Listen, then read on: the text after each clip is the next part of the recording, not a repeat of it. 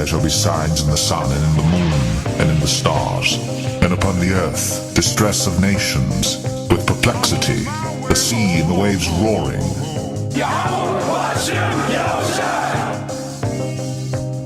Men's hearts failing them for fear, and for looking after those things which are coming on the earth. For the powers of heaven shall be shaken. And then shall they see the Son of Man coming in a cloud with power and great glory. And when these things begin to come to pass, then look up, and lift up your heads, for your redemption draweth nigh. Yahweh,